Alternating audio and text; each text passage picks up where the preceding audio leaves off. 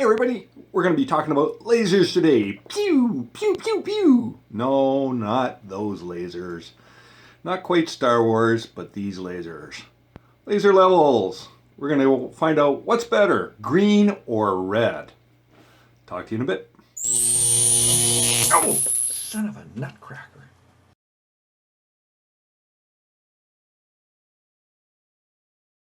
Okay, let's first of all take a look at these laser levels on the bench.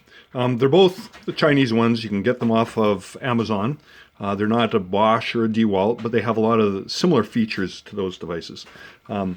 This guy's a red laser and this guy's a green laser. They both have actual quite different features. This green laser here costs lots more money. It projects 360 degrees, 3 planes. So it'll be a 360 degree line all the way around, 3 planes. It will have little breaks in the line because of these little posts get in the road a bit. But that's an important thing to point out. So that's 360 degrees in 3 planes. This little TacLife laser, and this guy's pretty cheap nowadays. I think it's probably $40. It just projects a crosshair. So 2 lines, no 360 degrees. The lines are 8 to 16 feet long, depending upon, the amount of ambient light and whatnot like that. So that is an important feature. This 360 degrees or not is another thing. Another one that both of them have, they are self-leveling. Don't even think of getting any kind of laser unless it's self-leveling. I don't even know if they make them anymore. So maybe I shouldn't even be saying that. But yeah. So that's very important. Both of these lasers actually have the same laser output, which is just less than 1 milliwatt. And that's right from the manufacturer. So both of them have the same power, but between green and red, there is a difference, and a big difference. And we'll take them out into the field now and take a look what that difference is.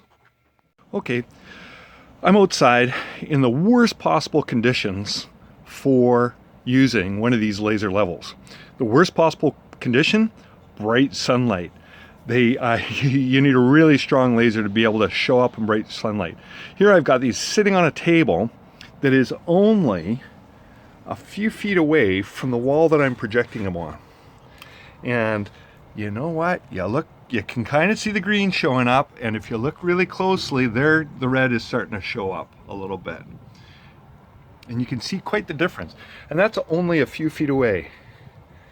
Now if I move these things, and so that green light is absolutely usable. There's no doubt about it. The red is usable for sure. It's 3 feet away though. Let's move them to a more reasonable distance for doing, let's say, building a deck or something like that, and see what happens. Okay, now I really didn't move them back very far. So I might be 10 feet away from the wall here. And if you look very closely, you can see the green laser here. Still, it's usable. The red, there's the cross from the red right there. I don't even think you can see it on the camera. You might be able to. It's usable, very hard. Now look what happens when I move over into the sunlight though. You can't see either. Like the green line just fades right off to nothingness, and the red line fades off to nothingness. So these laser levels, they really have a hard time in direct sunlight. But I'm going to show you some tricks that you'll be able to do to help improve them. The first trick is these laser levels sometimes come with a target. And the target is a colored piece like this. And this, what it'll do is this is for the red laser. What it'll do, it has a little reflective foil on the back. And then it's red, and it only allows red light through. So it'll help to improve that laser level. And you can see there right away, the laser line is showing up for the red. And so those targets are quite useful. Even in the sun, yeah, you can kind of see it in the sun. Let's try over here. You can kind of see that. So even in the sun, these targets help a lot. Let's take a look at the green target. Oh, and I have it in the bag. Oh, just a sec here.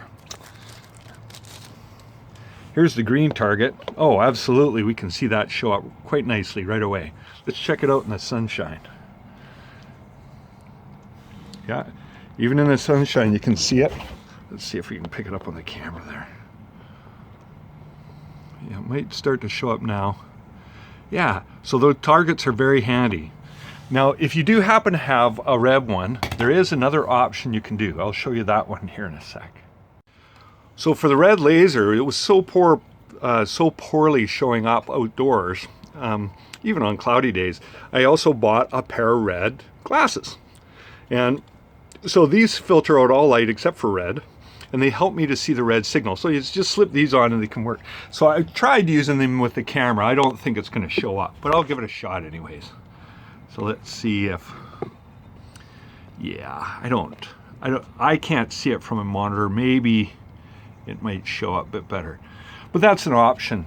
So the combination of using the red deflector or the red panel plus red glasses might help you get away. If you already own a red laser, those might help you to improve seeing it. But there is no doubt that green is much better than red for working with it. Also, if you can buy a more powerful one, all the power to you, you know? More power is a good thing. Anyways, don't forget to subscribe over here on the subscribe button. And make sure you reply your comments. I'm very interested to hear what your experience is with these lasers and what you find are good features or bad features about them and things like that. So definitely put your comments in below. I'll be looking and responding. Thanks.